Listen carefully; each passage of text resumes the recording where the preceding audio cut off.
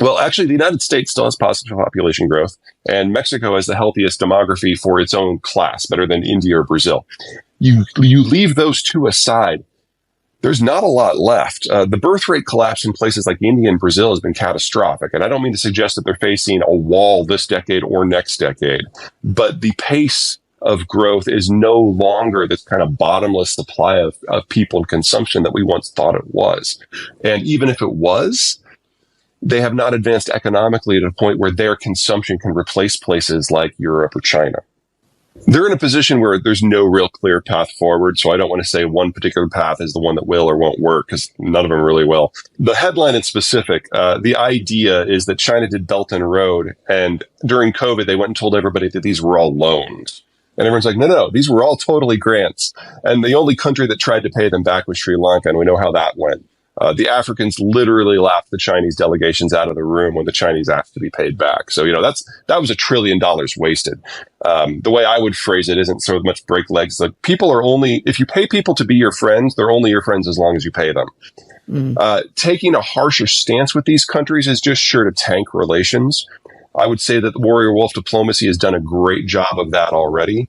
But there's no country or series of countries that the Chinese can threaten to get what they want.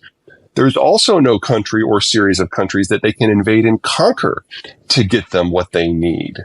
They need a bottomless supply of foreign technology and a bottomless supply of foreign consumption. And politically, that was always questionable, but now technically it's no longer even possible. The only country that might be able to help them out is the United States, but that means doing everything the United States' way.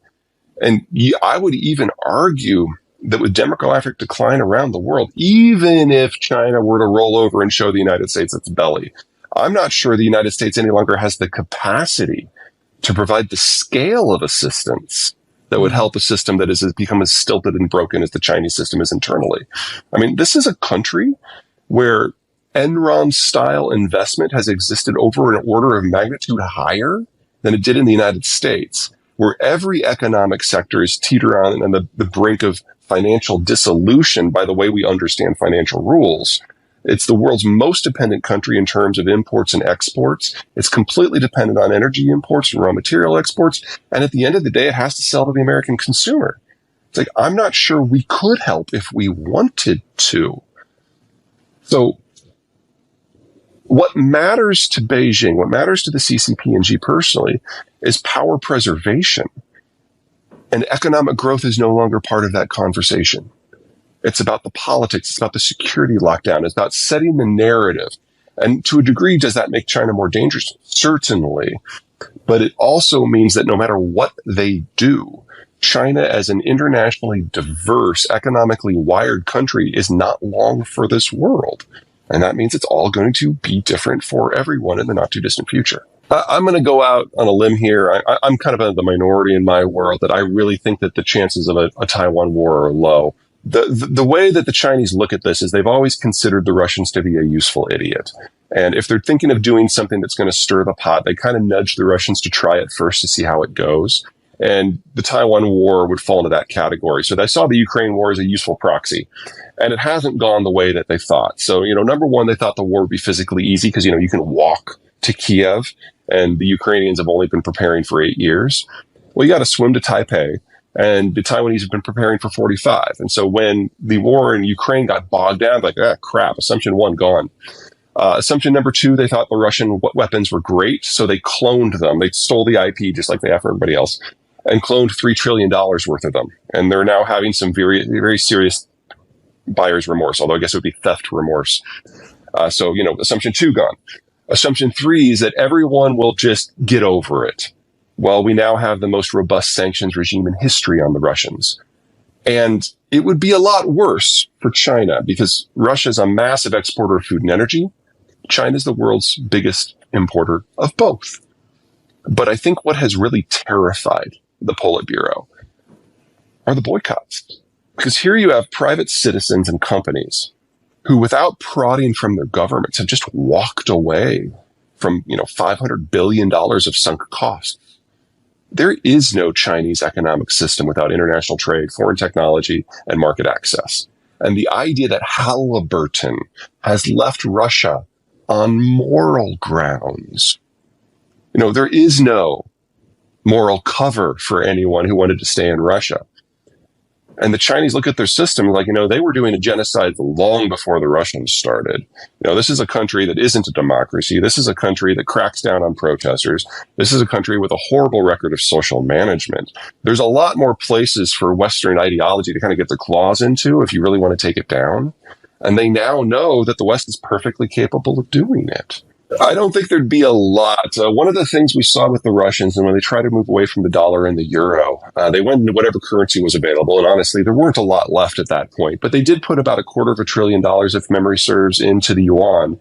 And then when they tried to cash it in later, the Chinese were like, nope, we don't want that back. And so the Russians have been forced to move back into the euro and the dollar, just do it really quietly, because there just aren't a lot of options. And then, of course, they fly around a lot of gold. That's really their most reliable way of getting around sanctions. So there's not a lot of options. In the case of the Persian Gulf, there might be some room there, because the Saudis in particular, now that the United States is no longer their largest consumer and no longer their security guarantor, they've been looking for a new friend. The Chinese have come in with a lot of money and a lot of demand. And so the Saudis have done kind of a co-investment thing in industrial plant in China and refineries, just like they did in the United States. And having a yuan trade for that specific sales line, that makes a degree of sense. But keep in mind that if there is a conflict that involves China and the United States, no ships will be coming and going from China. So the Saudis know full well that if you are involved in a hot war with the United States, your tankers don't go there. And so there would be no point in a hot war scenario for the Saudis to do that. Yeah, in a hot war scenario, we are talking about the deindustrialization of the Chinese system and famine within a year, because this is a country that imports 75% of its energy and 75% of the inputs that allow it to grow its own food.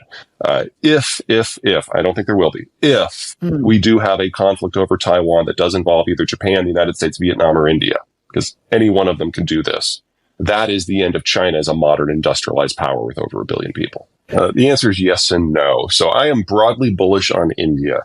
It's set apart from most of the world's problems. It's the first stop on the shipment route from Persian Gulf to the oil markets of Asia. It's never going to have an energy crisis.